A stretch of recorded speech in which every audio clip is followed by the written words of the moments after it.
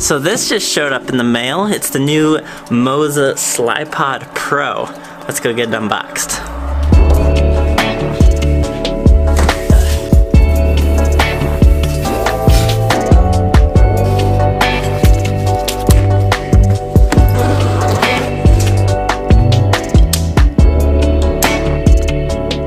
So I had the old Slypod E, and just from first glance you can tell that this is definitely a major upgrade. I want to show you guys the upgraded specs and features of this, but I'm also really excited to go try it out, so that's what I'm going to do first. I'm going to get outside, see what this thing can do, and then after that we'll get back to looking at the new updated specs and features.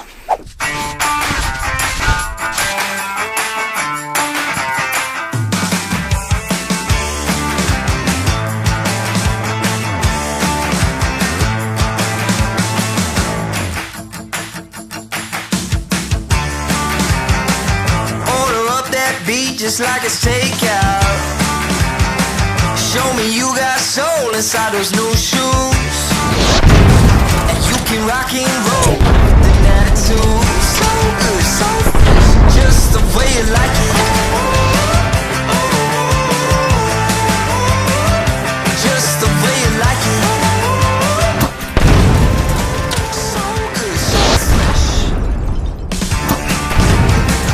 You're the new MC, you got the remix. Keep it on repeat, just let the beat kick. The Slypod Pro is a motorized monopod. When fully extended, its overall length is 50 inches plus a few added inches with the included tripod base. It's just the right height to use in place of a regular tripod. But then when you need it to, it also becomes your motorized camera slider as well. This motorized slider takes about 8 seconds to move its full travel distance on its fastest setting, and then you can slow it down at really as slow as you want. You could have it take like 24 hours and have this nice long moving time lapse. The actual travel distance of this slider is just shy of 21 inches, which is almost twice the distance of the old Slypod E.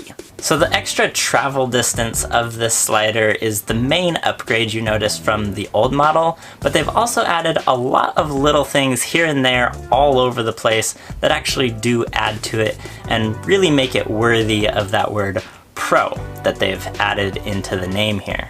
So some of the things that they put into this to make it the Pro version are things like the fact that the body is mostly made out of carbon fiber.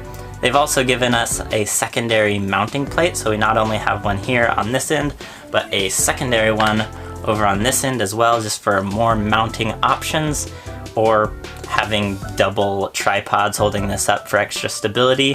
It also came with this nice little tripod here. These legs can fold down for extra small storage, and this has a really nice little ball head mount on it that locks into a vertical mode. That's really nice, so you know exactly when it's vertical because it'll snap in there, and then you can just raise this up and then you'll be able to pivot it over in different directions. The Slypod Pro also includes the swivel head and a quick release mount plate on top, which you would have had to buy separately with the Slypod E, but now you just get one in the box, which is really nice. This also now includes 2 USB ports. So you have a USB Type-C on one side and a mini USB port on the other side. So potentially what you could do is charge the Slypod with the Type-C, and then you can pair your camera with the mini USB cable. And then what you can do is you can control your camera shutter and the Slypod via Bluetooth and using the Slypod app. It really does feel like every single piece of this has been thought through, modified, and upgraded at least a little bit since the last model, and the big difference being that it extends out almost twice the distance of the old model. The one thing that hasn't changed though is the noise that it makes.